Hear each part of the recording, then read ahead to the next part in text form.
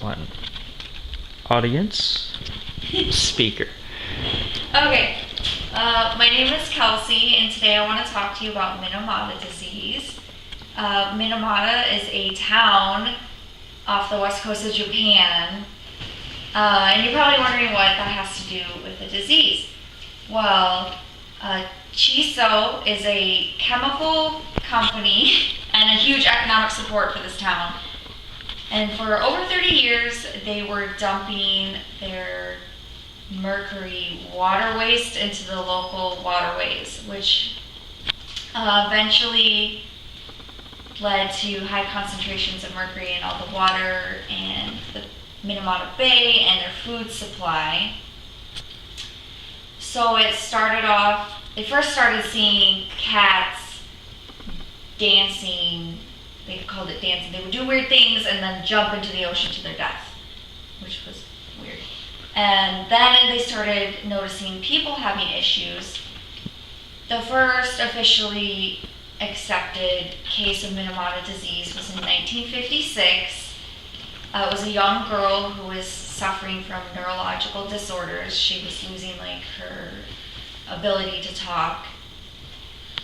And other symptoms of the disease are falling, stumbling, not being able to see, not being able to eat, and then that.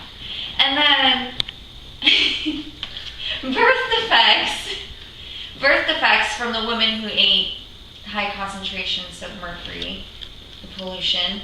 So these kids were coming out with basically cerebral palsy, and they had deformities, and a lot of them were dead, like stillborns, and lots of issues. So more of these cases started happening, and the company was denying that it was their fault. Eventually, everyone found out it was their fault, and there were lawsuits. It took 4 years or something, 4 or 5 years. Finally, they were forced to do payouts for victims, and the victim rate was getting so high for all these issues that they started making patients get certified only if they had certain characteristics of the disease. Forgot where I was at. Sorry.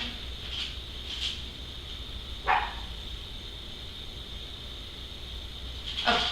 Anyways, so this kept going on. Eventually, they had to get bailed out by the government because the company was going bankrupt, and this damaged generations of people, and it's neurological damage, lesions in the brain, so it can't actually be fixed or repaired.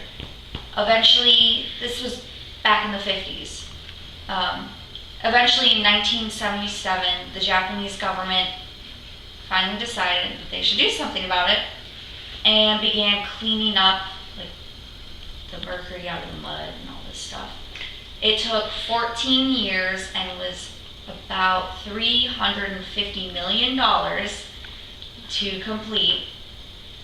There's still issues there to this day, though, and yeah, I guess that's basically Minamata disease in a nutshell. It's mercury poisoning. It was caused by this company that was irresponsible, was preventable, and I feel like everyone should know about it because it was preventable. If an environmental disaster happens again, like the BP oil spill or the nuclear plant accident that was also in Japan, I believe.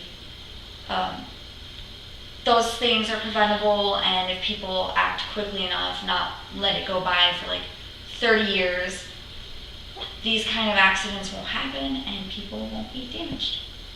And that's my speech. Woo! Very nice. Very nice. Woo! And it's recording. Okay, go. So this disease is mercury based, not lead. Yes. Okay. And this is similar to things that have occurred with pollution like at the Love Canal in Niagara Falls, New York, back in the 70s, where everybody was poisoned as a result of chemicals that were byproducts of a company. In that case, I believe it was Dow. And all sorts of things happened neurologically to people. Hair fell out, blindness, joints, deformities in children. I don't really know. I know there's something possibly similar going on in Canada right now. I don't know about Niagara Falls in the 70s, but Well, that was 20 years before you were born, I got that. But I mean, this sounds like the similarities are, in both cases, it was preventable.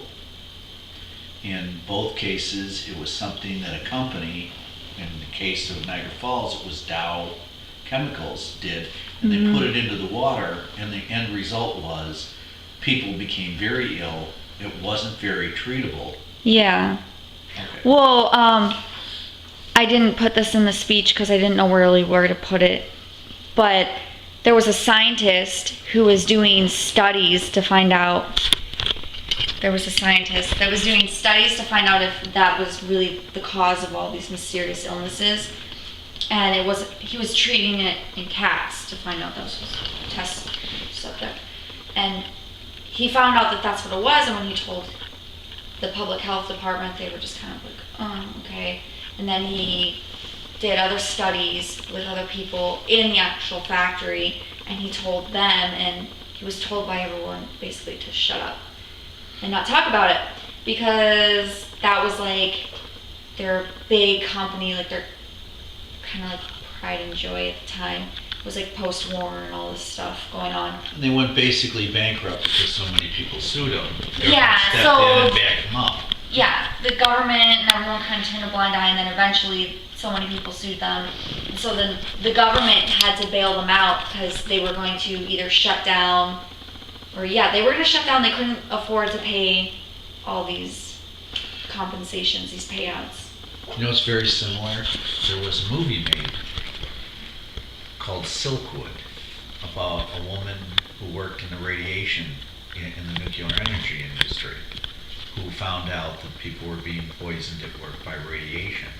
And her allegations about that turned out to be true too, although she was killed in an accident. Okay. So this was her. Well, anyone else have any questions? Questions? Questions? Okay. Critique. You have your critique sheet. But if someone else wants to go first, what did I do? Somebody else go first. What did I do well, and what did I not do so well? I think I said too many I times, can but go first. Okay. If you'd like. I think you gained their attention and interest. Definitely, it was an interesting subject. I think you introduced the topic clearly, and I think you related the topic to the audience by giving us examples of what happened to the victims and stuff. I think your speech was very organized and easy to follow. I think you used interesting examples and details. I think you used very effective transitions, and the audience definitely gained new information. I think you prepared us for the ending very well, and used a memorable closing. And overall, I thought you looked very relaxed and spoke very clearly and made the subject very interesting. I thought it was a really good speech. thanks. Yeah, I would say very informative, easy to follow. Facts were on point. Summed it up very well, easy to understand. Okay. Very good. Of course, my critique is somewhat different. Yeah. Early on, I would have to say all good. In terms of a preview of the main points, you were a little... I forgot to read my thesis statement. I wrote it down, and I was trying not to look at my paper as I was talking to you guys, so. And you get points for not looking at the paper through the whole thing and being animated and real in front of the audience. Yeah. But it's always good to have a I know. preview of what the main points are. you were pretty well organized. Most of it was easy to follow. You went back and forth a couple times, but that was okay. I didn't see you use effective transitions between things, which is part of what I was trying to talk about after the fact. You had a good ending. You summarized the key points well, and it was a very personalized, realistic closing. And it piqued my interest because it took me back to things that I'm aware of. And this was new info because I wasn't aware of that in Japan. Neither in the was 50s. I. So I enjoyed it. I thought it was worthwhile. Yeah, you know where I heard about it? That movie I watched, The Cove, about the dolphin killings in Japan. But I would, to do this better, I would probably memorize it a little better. Yeah. 2, you want to really tie in the salient or key points that you're going to be touching, and then give good solid background on all of them. And your background was good. I mean, you talked about, animals being infected first and so on. Been looking at this stuff for days, but when it comes to actually putting Takes it down practice. and It's okay. like if you ask me questions, I know, but because Thank I you. wrote tons of pages of stuff on it, but obviously I can't read from the paper like an essay to you. You did I was fine. trying. Okay. Thanks. Oh, and Karma is our 4th person in our audience since everyone else canceled. This is her. She's 9 years old, so she's an adult.